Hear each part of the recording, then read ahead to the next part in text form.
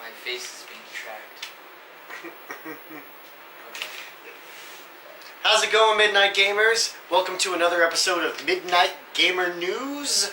Today, I have a guest with me, Joey. How's it going? How's it going, Joey? He's Gamers. a close friend of mine and also a member of the group, so it's awesome to have him here. He's going to help me out a little bit here, or just make things incredibly worse for me. I'm not really sure what you're trying to do here. I didn't even invite this guy. He just kind I'm of just showed an up. information base for the Nintendo generation. Exactly. Right? Alright, well, to start this off, like I did last time, I pulled up the top 3 contributors to the page. This week is the same as last week as far as Robin Perkins. I'm going to leave him out just to give, you know, more of a fair thing to the rest of the people on the page, because he is the... what he does in the group is pretty much create content, everybody. So it is a little unfair. So I'm going to drop it down one more. Our number 1 contributor to the page right now is Dan DiMatteo with 84 posts and 189 comments. I've noticed he's been stepping it up, streaming a lot more. Been streaming a lot more. He had a little break for a while, but you know, life calls. Like, I totally understand that. But last week I believe he was at the 2nd place, so he's moved up. So congratulations to Dan for making our top spot. Our number 2 is Denise Havens. She's at 57 posts and 64 comments. She's relatively new to the page, and it's really awesome how she's been just kind of, you know, trying to create content and, you know, keep posting. It's awesome. Number 3, Kyle Hess. He was an honorable mention last week, and he is here with 1 post, but an even more staggering than last time, 322 comments. Holy crap, dude. He's out there. He's out there. He's definitely out there. And of course, I'm going to do another honorable mention to our 3rd place. I think it was 3rd place last time. Was Michael Butel. He's an honorable mention. I think he made about 5th or 6th with 40 posts and 19 comments. Also, another honorable mention. I can't pronounce your name because it's kanji. I talked to you a lot. You're a cool guy. You did 26 posts and 87 comments. Really glad. I'm going to post a picture so you guys know who the hell I'm talking about, because I can't read kanji. I don't think it's kanji. I think it's like Korean or something. Well, then I could be standing corrected. We will check and see what language that is. Alright, so I guess we're going to go to what we got going on the back screen here. Today marks 30 years since Super Mario 2 was released in the US. Woo! What? It's actually pretty crazy. I didn't even realize the game was that old. I guess that would make me about 1 year old when that game came out. How often did you play the game? I've played it... No, it's true though. I played it a lot when I was younger. But I never actually owned the game for myself. So it was kind of one of those games where, you know, I'd go to a friend's house and they were playing it, and I decided to hop on. I mean, it's a completely different mechanic to your regular Mario game. Because from what I understand, when they released a completely different Mario 2 in Japan, which was... It was a remake of the first one, just harder. Just way harder. Like, I mean, insanely harder. And, they sent that one to a Nintendo of America. What was his name? Howard Phillips. Howard Phillips. Tested it, and he said this is way too hard for North America, so they remade it. And I guess what they were kind of crunched on time for it, so they kind of took an existing game already. What was it? Doki Doki Panic? Doki Doki Panic, which was made for Panasonic's Dream Theater around the same area, yeah. Same time period. And they just kind of took that game and they just kind of threw like some Mario-esque skins on it, I guess, and just kind of modeled the game after. They sold the game to Panasonic, Doki Doki Panic, but they had the rights. So right. They just literally change the sprites to Mario people, and that's how It's very interesting, and you know, it's kind of cool how it worked though. Like, you know, that really shows how like, you know, how different the audience is from like Japan to like North America to like England, because you see with a lot of games too that like there's only purely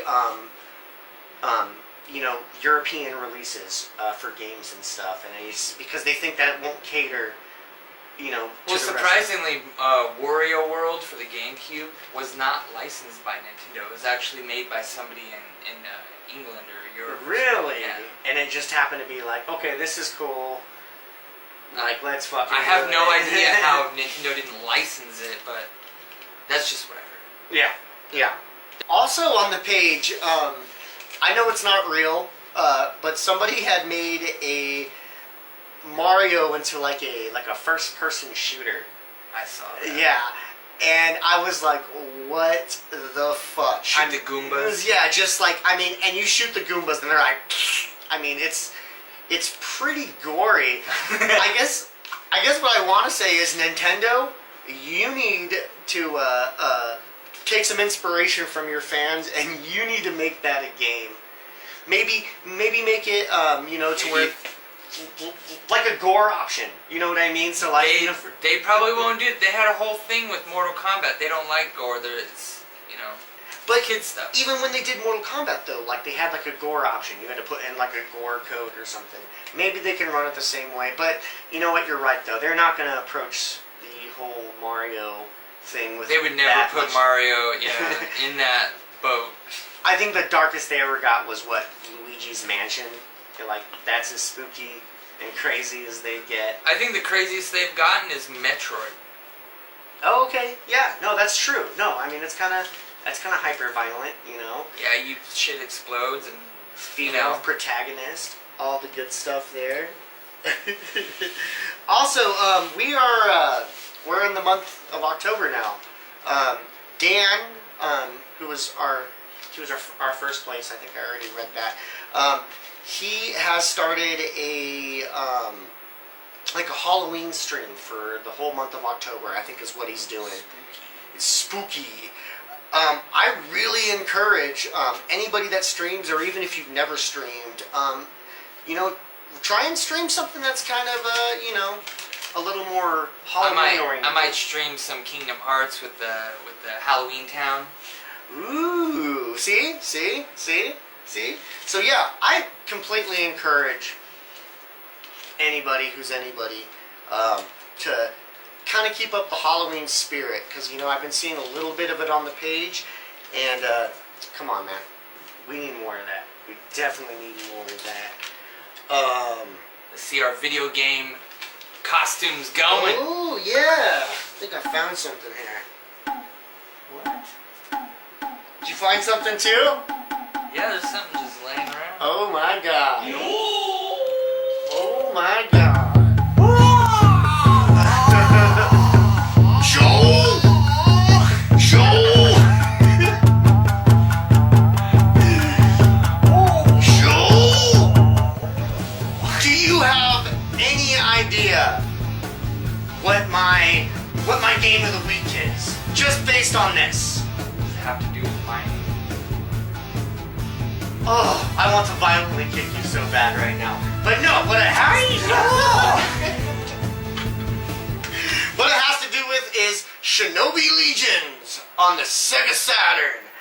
And what I really like about this game is that every Shinobi before this really concentrated on shurikens. You know what I mean? You come up, kill a couple ninjas, and then you get close enough, and then whoop, you slice them, and then they fucking explode, okay? What makes this game better is you don't really have to use your shurikens. It's way more sword-based, and when you cut somebody, they slice in half, you get to watch the top fall off, and then they explode! It's probably one of the coolest fucking Shinobi games that was ever released, and because it came out on the Saturn, it was completely overlooked.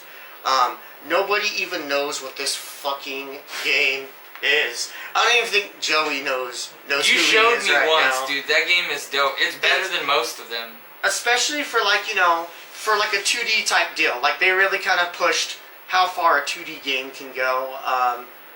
Yeah, I mean, there is nothing better than Shinobi Legions. Definitely one of my favorite Shinobi releases. I know. Another one I'm going to bring up here. Joey and I have been playing a shit ton on our own time is Fighters Megamix. And pretty much what it is they took Virtual Fighter 2, and then they took the Fighting Viper series that was on the Saturn, and they just fucking... Show them the back. Oh, yeah. Show them the back. It's the back. I'll even pop up some pictures so you can see. But it's absolutely insane. They basically smashed these fucking two games together. There's an unbelievable amount of unlockable characters. You can even unlock the fucking Daytona USA car. You get to fight people with the car. Daytona! There's ridiculous characters like the bear. What is there? The green birds or whatever from...